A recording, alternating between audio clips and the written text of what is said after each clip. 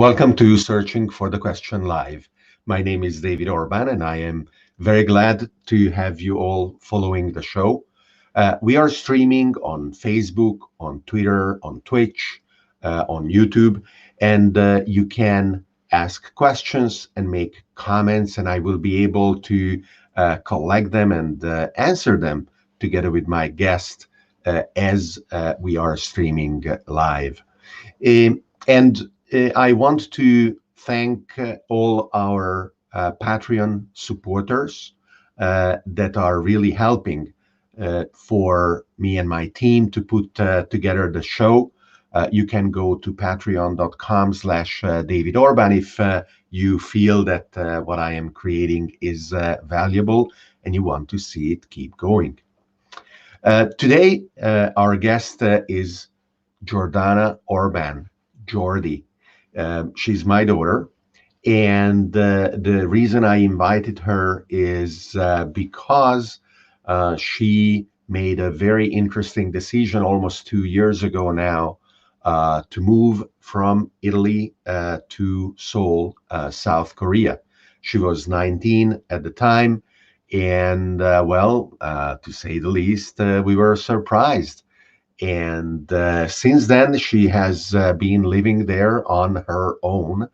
And all the adventures that she'd had, well, at least some of them, will be the subject of our conversation today, as well as, of course, her aims, purpose, intention, plans, aspirations in building her life in literally the other side of the world. So, Jordi, welcome to Searching Hi. for Connection Live.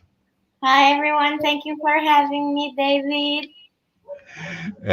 Now, that is already the kind of accent and the kind of intonation that is very Korean, at least the way that I, I imagine it. Yes. Uh, eh, so what I like to show at the beginning when we have guests from exotic places is the comparison of where you are and where I am. It is what you see is Google Earth, very very cool way of exploring the planet around Italy and the Bergamo area in particular. You see the Alps behind us, very close by.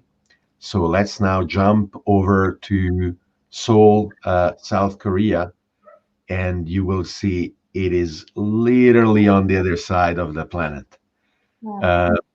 Uh, I don't know whether this extreme distance also um, made it more attractive. But anyway, it is certainly a cool place. Um, Yeah. and and where are you in particular? I live in Yeongsangu, which is basically in the middle of Seoul. So it's very Yeah, easy for me to go around Seoul from here. yeah. If I'm not mistaken, it's somewhere here, and you have this beautiful mountain, which Yeah, is it's in the called middle of the city. Namsan. Yeah, Namsan Mountain, and now there is a cat. Oh, the beautiful cat. Tell us about the cat. She's Sansa, and I don't know why she wants attention right now, but I'm trying to hide her private parts because she doesn't know that we are live. And it's not a problem at all. And we welcome surprises. And if she wants to answer some questions as well, that will be all right. Well, can you hear her? Yes. Sansa. Yes, we can hear her. Beautiful. Hmm. Uh, and if I'm not mistaken, you have another one as well. Yeah, her sister. She's Arya. Okay. And yep, they are beautiful. Aren't they cumbersome?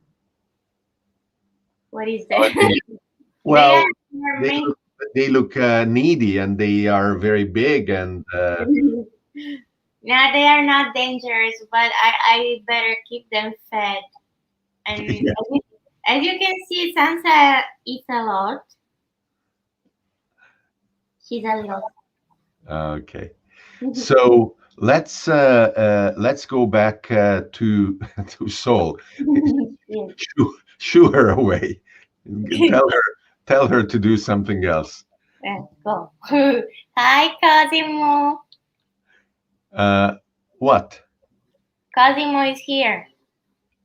Okay. That well, uh, Cosimo is your brother, and he already was on the show with his own things, and he's definitely welcome. And I'm happy to answer his questions and comments if he has some. So back to Seoul.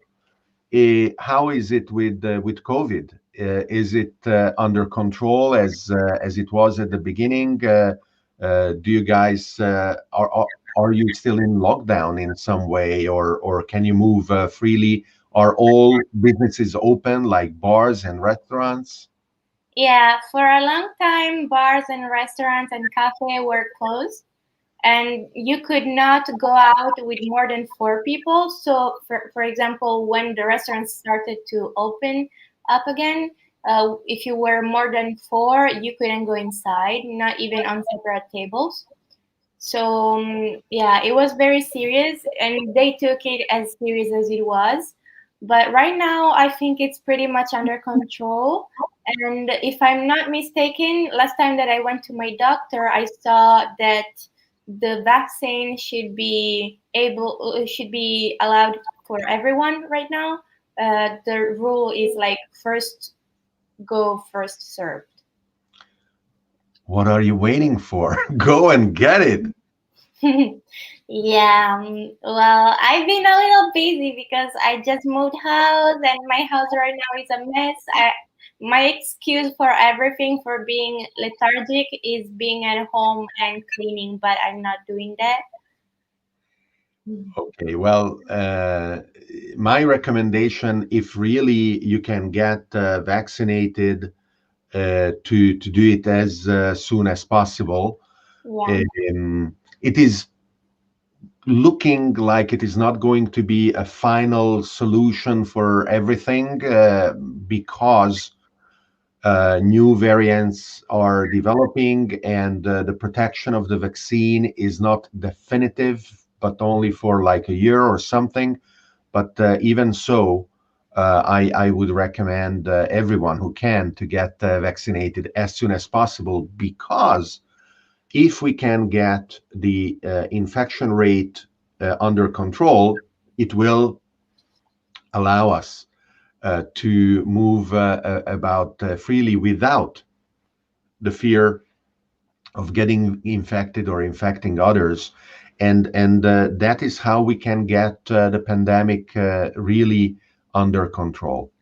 yeah, I agree. That is wonderful news.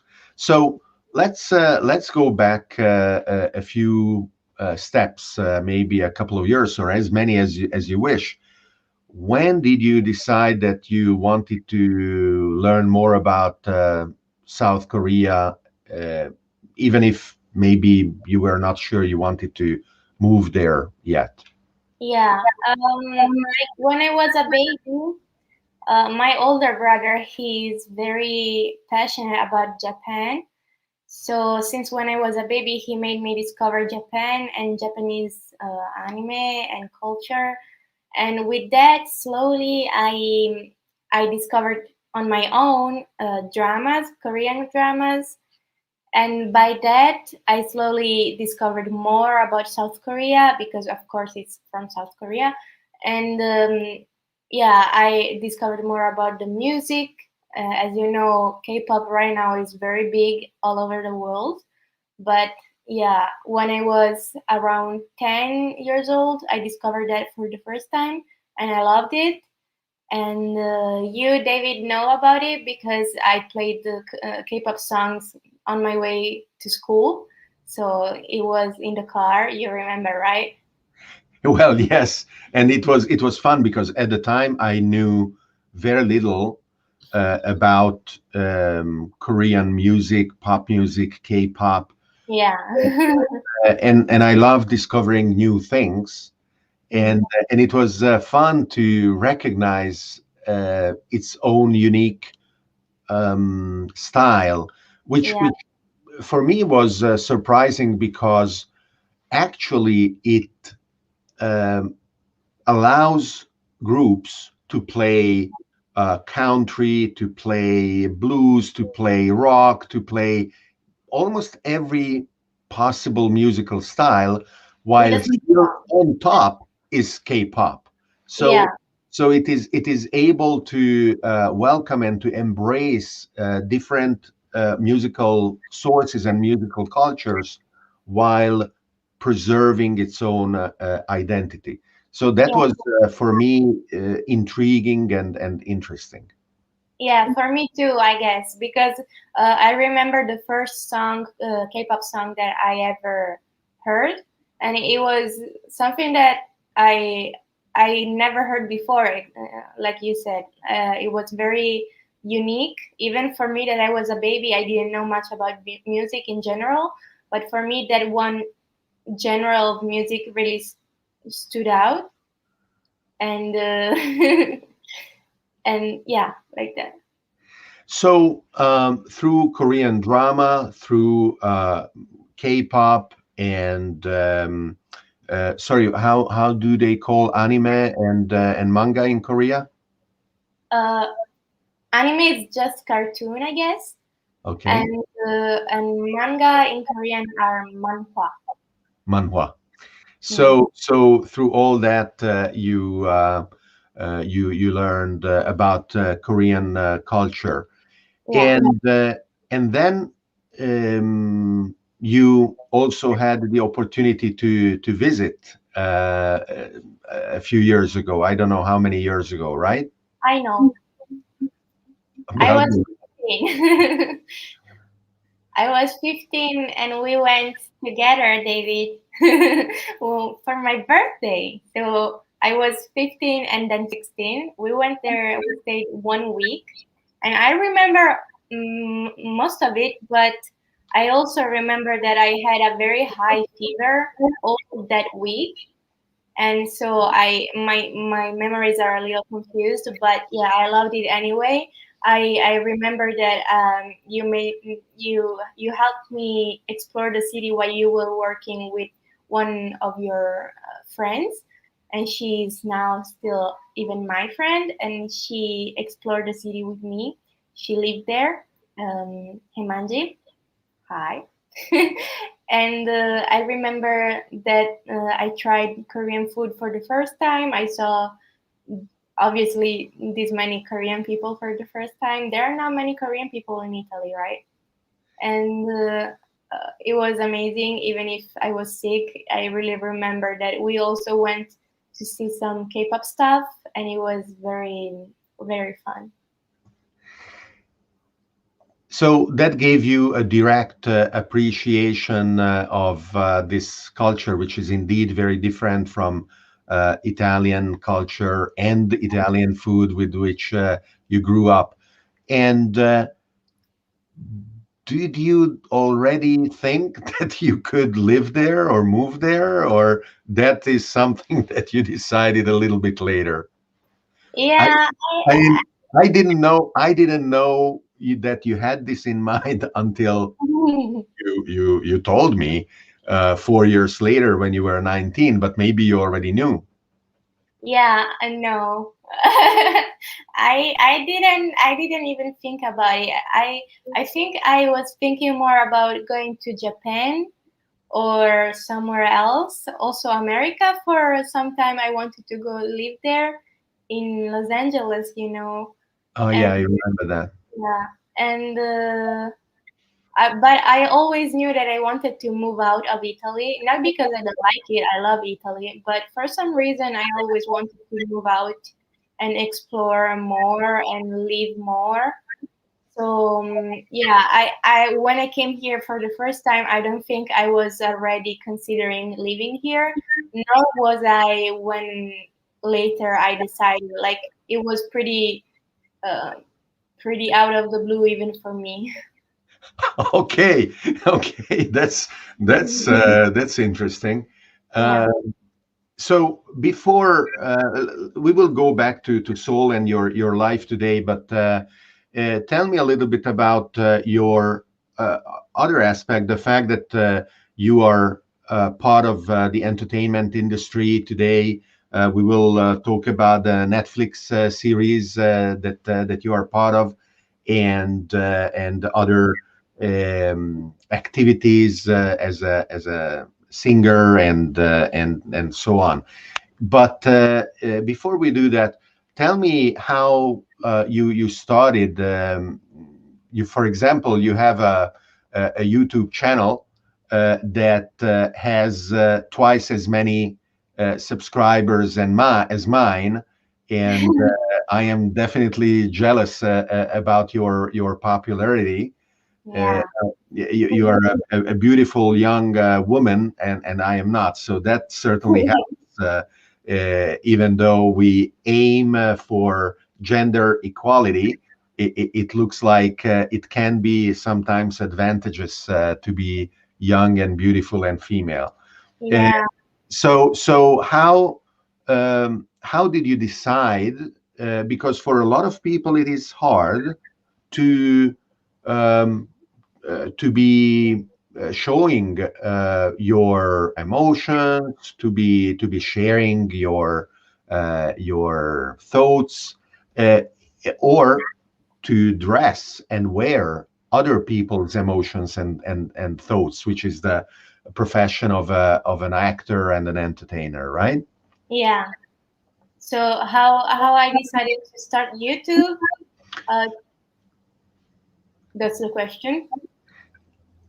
I am known for asking a lot of questions, and Really?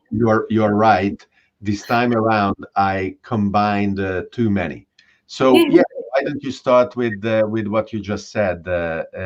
You started a YouTube channel. Yeah. I started my YouTube channel when I was, I think, 15 or 16.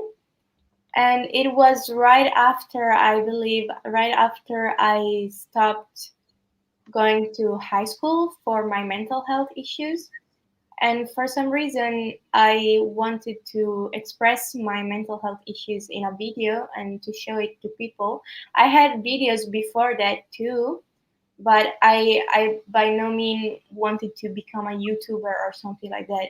But when I made that video about my mental health issues, my idea was really to reach out for people, not to become a YouTuber, but to make people watch my video and see that this this mental health issue is not uncommon.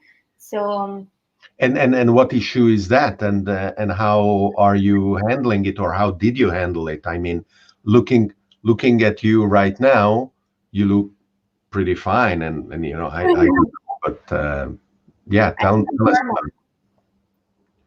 Yeah, my issue was and still is panic attacks and OCD, which is obsessive compulsive disorder. And many people suffer from obsessive compulsive disorder, but my obsessive compulsive disorder was particularly strong, especially during um, my adolescence years.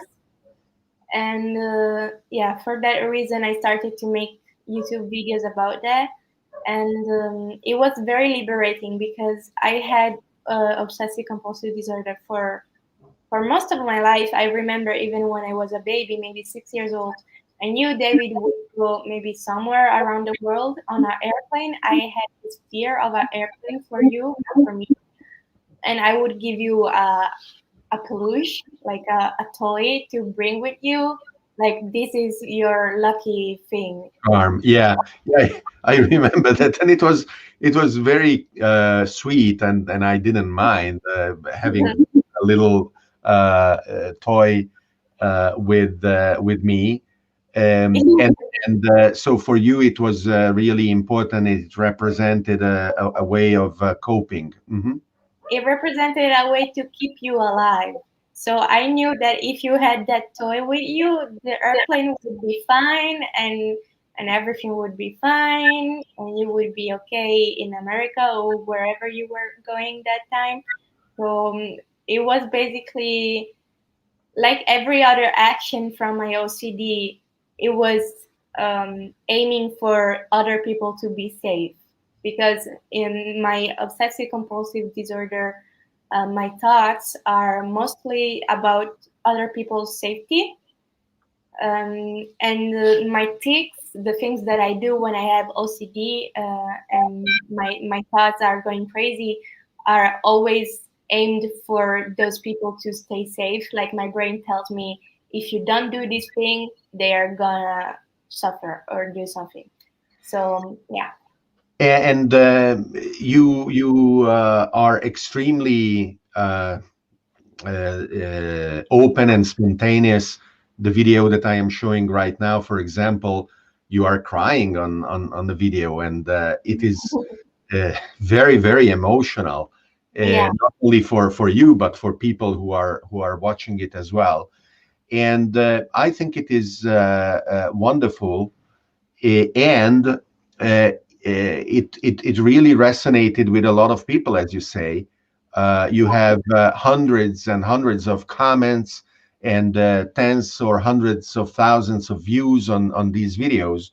So evidently they are important, and not only they were a great way for you to articulate your condition and to express it, but they resonated with a lot of people as well. So that's great. Even though looking at the channel, it looks like you haven't produced a new video basically since you moved to Seoul. So what are your plans with your YouTube presence now?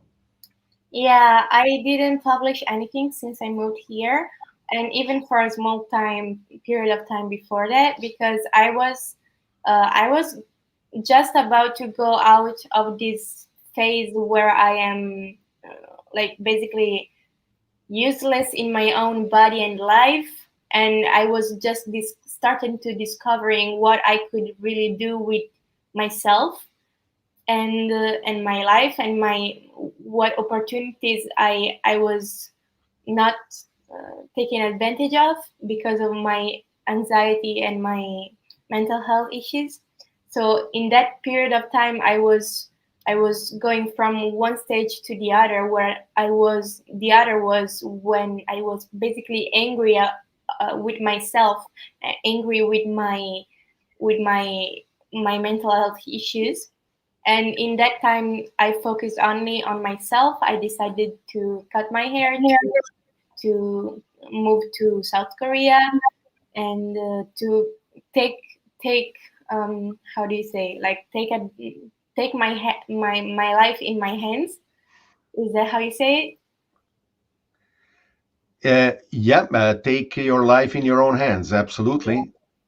Yeah, something like that. So I didn't post anything for this period of time, and I could have once I moved here, but I didn't because I'm still uncertain about what direction I want my YouTube channel to have, because I don't really feel like continuing to talk about my mental health issues, because as much as they help, those kind of videos help other people feel like they are not alone in their situations. I feel like hanging on to this topic, to this discussion for more than enough is not good for my mental health, and it shouldn't be good for. I don't think it's good for anyone's mental health to being stuck in the thoughts about your own problems. That's something that I wanted to escape when I moved to South Korea, and that I still don't feel like talking about that much as before. I still want to talk about it sometimes, but yeah, my YouTube channel, I'm thinking about what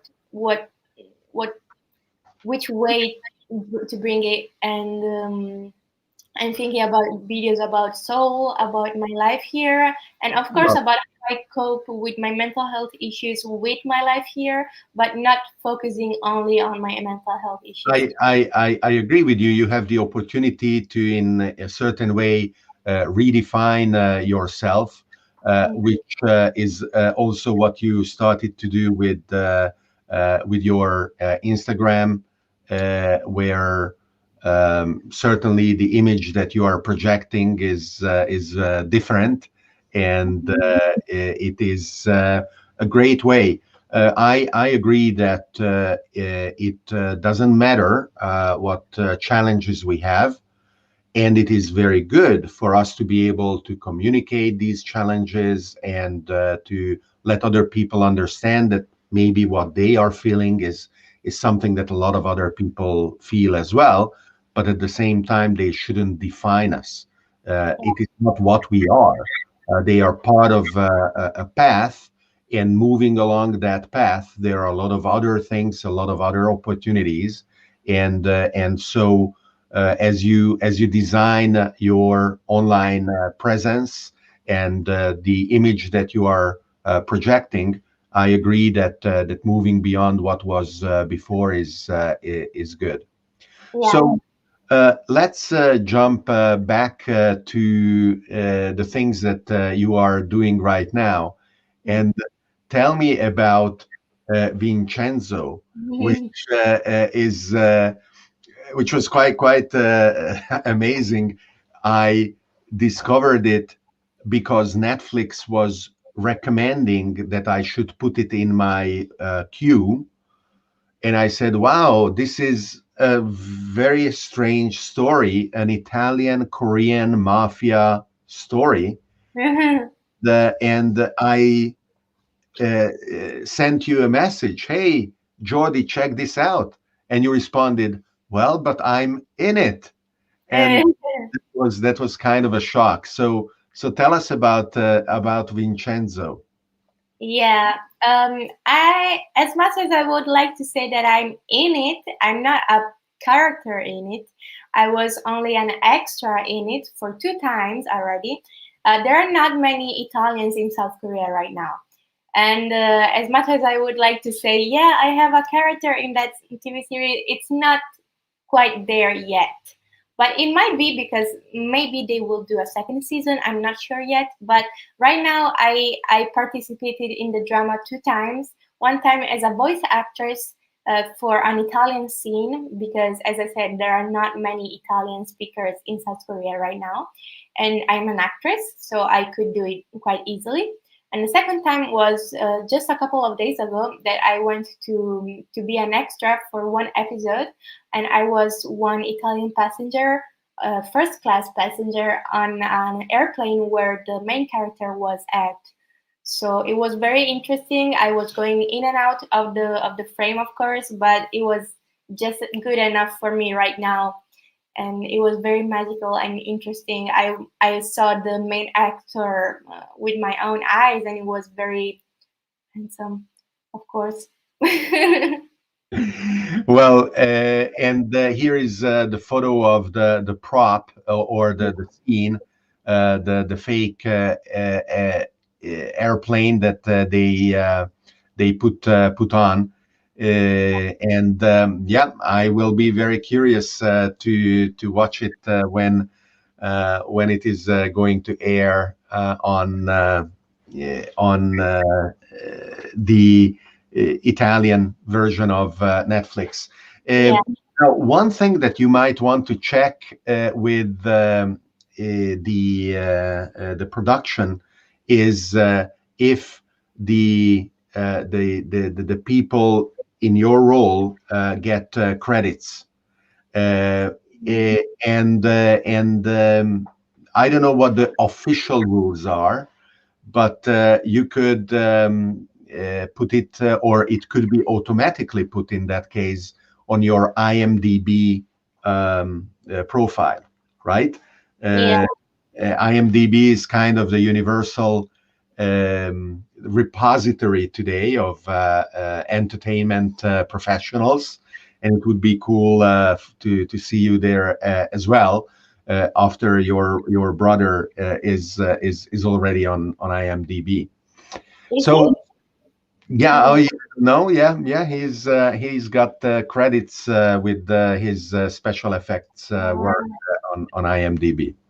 yeah, Uh, right. so in the meantime, we have a hello from Chila from Budapest, and Hello. Francesco, aka Magic Flute, from Italy, is Mexico? yeah, that's his online avatar's name. He's a specialist in virtual reality, Wow. originally in Second Life, but now in many other places as well. Hello. So, tell me more about your aims and aspirations. Um, if I am correct, you have an agent and a manager in Seoul, and she is bringing you opportunities to build your career. Yesterday, you were telling me, for example, about an app that you are testing. Yeah. Right now, I am here signed with an agency called DXD Entertainment, and my agent, she's very kind, she's very helpful, and she helps me a lot. She knows that I want to sing, so she introduced me to the owner of this new app called, I don't remember the name. Should I check it? One Yes, second. please go ahead and check it. It's called Tune Jam. It's not out for the public yet, but I tried it. It's basically an app where you publish videos of yourself singing, and then after a couple of hours or one day, you get um, you get a, a vote. How do you say? Um, I don't understand. What do you get? Like there are professionals that vote your Yeah. video. Okay. Yeah, you get a vote. You get upvoted. It's not just an app vote like on YouTube. Okay. It's a score. Ah, okay. You Yeah, get a ranking based on the professional's judgment. I see. and they give you also feedback about it. And yeah, it's very interesting concept. And I hope for them all the best because it's very interesting. They are very kind people. And yeah, I like the app very much. I don't like my score very much, but doesn't matter. Well, you are testing it. So, uh, acting, singing, producing videos, not only on YouTube, but you also have a Twitch channel, uh, Yeah. and people can follow you live streaming on Twitch. What is the frequency of your live streams that you are planning to keep? Yes. Right now, I'm not. I haven't started yet, but for when I will start eventually, I plan on doing a live stream maybe once every 2 days or once every 3 days, something like that. Yeah. Okay, so you are doing a lot, and actually, as we were preparing for the show, I was googling you, and we saw in the results that the book, "The Little Lost Swan," no, came up. This is a Yeah. book you wrote when you were 5, Five uh, or so you are an actress, a singer, a writer, really a lot of things. Yeah, I am a very artistic person. I was brought up to be pretty much artistic. Like I remember when I was little, and after school, I would go to my grandma's house and write with one of those old writing machines where you put the paper and you write, and it gets stuck every 2 seconds, and that was very fun. And uh, And your grandmother is saying ciao, yeah, and she's also saying a big hug from Bergamo. hi, Nonina. All right. And yeah, I went there. I used to go there every day after school and write or draw or sing or act with her. I remember there were these fake like talent shows that we would put on. She was the judge, and I was every talent that went to the show, and it was very fun and very liberating for me to do something so artistic. I think that everyone one should be able to do these kind of things. It really helps with expressing yourself, especially Uh, when you're Here is the book. For me, this was a lot of fun because I saw you drawing, and you would be drawing all kinds of little things. But then when you finished the drawing, you would take a stapler and you would staple the sheets of paper together, and then you would turn it around and write something. And so I stole those pieces of paper stapled together, and I looked in the back, and there was a price. And I understood that you actually made the book. So I took photos and I laid it all out. And that Christmas, you and your brothers would only receive two things, one of two things. Either in the envelope, it would be, a very thin envelope, and then it would be an experience to go skiing or to go horse riding or to do something like that. Or the alternative was that the envelope would be a little bit thicker and sturdier, and then it would be a book.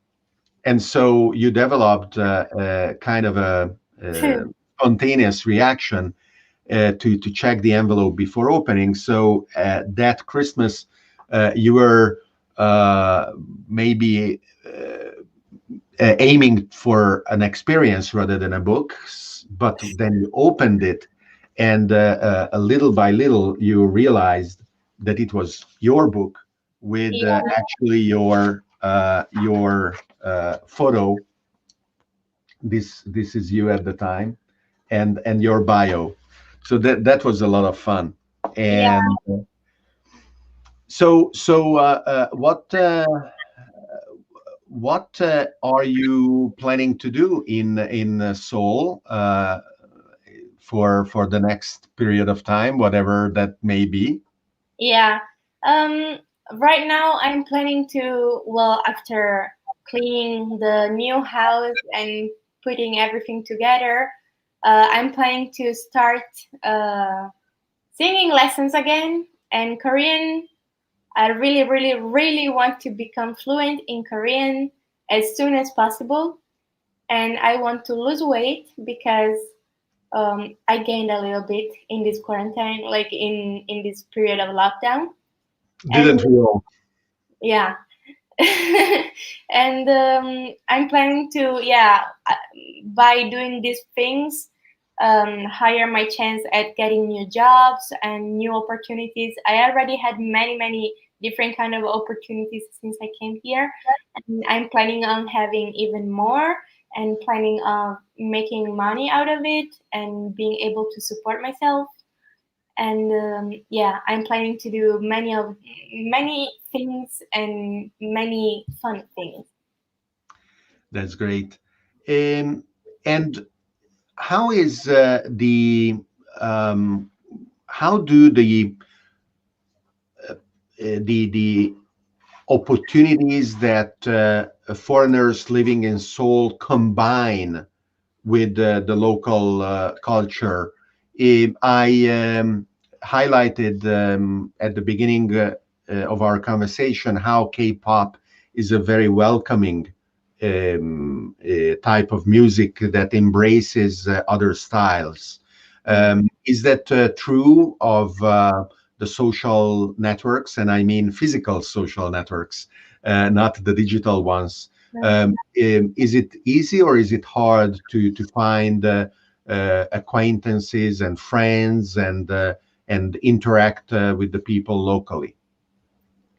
It's not that hard, to be honest. Many people are interested in foreigners here, and many people are interested in speaking English, but not all of them. So one of the reasons why I want to become fluent in Korean is because many people feel a little scared of speaking English with other foreigners, especially because they assume that every foreigner speaks perfect English, which you can see right now is not true. And but in general, Korean people are very, very welcoming and very kind people, and especially with foreigners, they want us to feel welcome in this country most of the times. Like for every other country, there are some bad apples, but that's everywhere. And in the sense of the K-pop industry, like you were talking about, in that sense, it's a little more difficult to explore that part of the entertainment industry, because for as if for a foreigner, it's pretty easy to become known as an extra or as uh, a speaking English, a Korean speaking foreigner. If you speak Korean really fluently and you're a foreigner, you have many opportunities to do many interesting things here. But if you plan on entering in the K-pop industry, that's a little more complicated because that is one of the parts of the industry that is still a little gatekeeping. Many like all basically all of the people in the industry are Asian, so if you're not Asian, it's still a little complicated, but slowly I think it's starting to open up to other opportunities and other kind of different people. For example, right now there is a new K-pop group called Black Swan that has a black girl in it, and it's very, very interesting. Very, I wish for them the best. Um, and it is fascinating. When I first went to Japan, Tokyo appeared, of course, very futuristic. But then when I visited Seoul after that, I realized that the kind of futurism of Tokyo belonged to, let's say, the 80s and the 90s, so 40, 30 years ago, and Seoul was really at the leading edge. Now, to be honest, the most futuristic city that I have seen until now is not Seoul. It's Shanghai. Uh-huh. Shanghai is now the most futuristic city, which really lives in the 20s, maybe even in the 30s. That far ahead it is. But Seoul has become a global center very rapidly, with many things: the car industry, mobile phones, and 4G, 5G networks. Uh, I remember the internet cafes when I was first in Seoul, because the high-speed internet connections were starting to get ubiquitous in South Korea, while in Europe or the United States, getting broadband connectivity to the internet was still not universally available. And of course, now the internet cafe culture declined exactly because you don't need to go somewhere to get fast internet. You have it at your home. Yeah. Uh, and so how these technologies influence culture, and how the people embrace those technologies is absolutely fascinating. So you are building your life with your experiments, your participation in the local opportunities, and of course, seek out everything you can in order to emerge with your two cats and friends. How is it going with the food? Korean food is very spicy, and you said you put on weight, so evidently you are adopting local food without too many problems. Well, actually, no. I still have some problems with Korean food because many of the times it's way too spicy for me, and even a little bit of spice for them, it's way too much for me. So yeah, I gained weight, but because of like Taco Bell and things that are not in Italy, but I've never tried, and now I tried, and and am kind of addicted to them because it's easy to order something to come to your house instead of cooking. Right now, I'm planning on starting just to cook, so I don't gain any more weight because when you deliver some food, you don't know how much calories are in it. Well, when you do some food on your own, it's easier. So yeah, I will So just leaving the spiciness on the side, what's your favorite Korean dish? sundae. Sundae is sausage made of um, intestines and parts of animals, and Oh, wow. yeah, Really? I like that too, but I didn't realize that it would be one of your favorite. Wow. it's very very good, and you find it everywhere. It's very traditional food, and not many foreigners or even Korean people like it. Like I know many Korean people that don't like it, and that's because its intestines, it's parts of the animal that you don't usually think of. I want some part of that animal intestines. No, but I personally don't really care. I love intestines. I love those kind of foods. I am half Hungarian and a quarter German, so I eat basically everything if it's not spicy. And actually, I was exactly about to do that because this Korean Sunday is exactly Sunday. like sundae. Korean sundae is exactly like Hungarian hurka. Oh, yeah, it looks so good. Yeah, it is. Now, Unless you're a vegan or a vegetarian, then it looks horrible. But yeah. well, one of our friends and a wonderful person that helped us a lot when you just arrived there is an active vegan promoting an understanding of vegetarian and vegan habits, and she also has a business in promoting them locally in Seoul. So I hope if she watches this video, she can jump over what we just showed. Yes. So I am really looking forward to be able to follow what you are building, and I want to encourage you to stop using the excuse of having moved and of the house and the apartment and whatever it is and the cats and I don't know. Just start the live streams on Twitch. Start your YouTube channel in the new direction that you expressed, or I mean, build on the existing one because you have a lot of subscribers. So it is good not to abandon them. And you are also active on this new thing that we discovered together, which is BitClout. And so with the same handle, the same account, Jordy's Donut, you can be found by anyone on BitClout. Yep. So, what did you understand about BitClout, and what is different from Twitter or Instagram that makes it interesting for you? Yeah. To be honest, I never liked Twitter. It's something that never really spoke to me. I was on Twitter for a little time, but never really had an engagement with it. While on Instagram, I am very, very, how do you say, Active?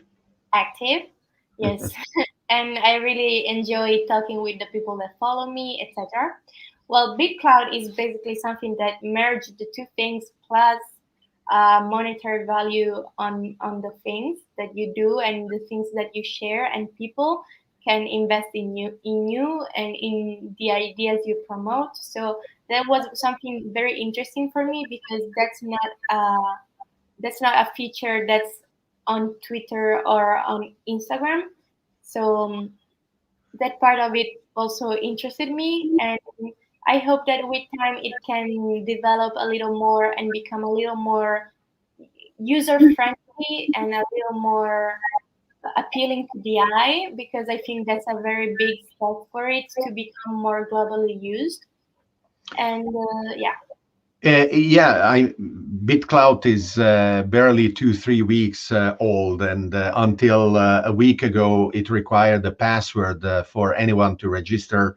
It was very closed, and only now they opened it up to more people. Uh, there are less than 200,000 people on the platform. Imagine if you were one of the first people to be on Instagram when less than 200,000 people used Instagram. Wouldn't that be amazing? You would be in a position to acquire prominence and visibility and followers and people who support you, that is priceless. Yeah. And on BitCloud, actually, this kind of position is the opposite of being priceless. It has a price Yeah. because the people who follow you have the ability, not the obligation, of investing in your personal cryptocurrency, the Jordy's Donut coins. And that is something completely new, very controversial. It is still an experiment. No one can cash out. It is not something that is completing the economic circle yet. You cannot make a living by being a personality on BitCloud, at least not yet. But you really have the possibility of being one of the first, as we said. And if the people following this want to support you, they will be able to do that. Now, we have another comment. Um, so the Zulu on your scope is asking on Twitter if BitCloud can be downloaded. So right now, BitCloud is not an app. You go to bitcloud.com on your browser and you use it from your browser. But it is a pretty fine experience, both from your phone and from your computer. So you shouldn't have a problem setting it up for yourself. Um, so we have a request from your grandmother. She says, say something in Korean. So prepare, and at the count of 3, 2, 1, the stage of yours. Here you Right. go in Korean. 네, 안녕하세요. 저는 저입니다. 저는 못해요. And what was that? It means, hi, I am Jordi, and I don't speak Korean. Sheila, in the meantime, wrote something that is a bit too long. She's Long. saying that she's happy that you love Sundae because it is something that I liked when I was a child as well, and she's sending her hugs and congratulations for the whole band. She says. Thank you. Well, Jody, it has been wonderful to have you on the show. Congratulations for this adventure, which really surprised me and shocked me when you started, and I was, crossing my fingers. Oh my God, what is she gonna do? It looks like 2 years should be enough in adulting. So, yes, I invite you to finish learning how to cook so you can stop wasting money in ordering food, and you can spend probably a tenth of the money by cooking food instead at home. But it is wonderful to see you singing and acting and going on photo shoots and being on Netflix series.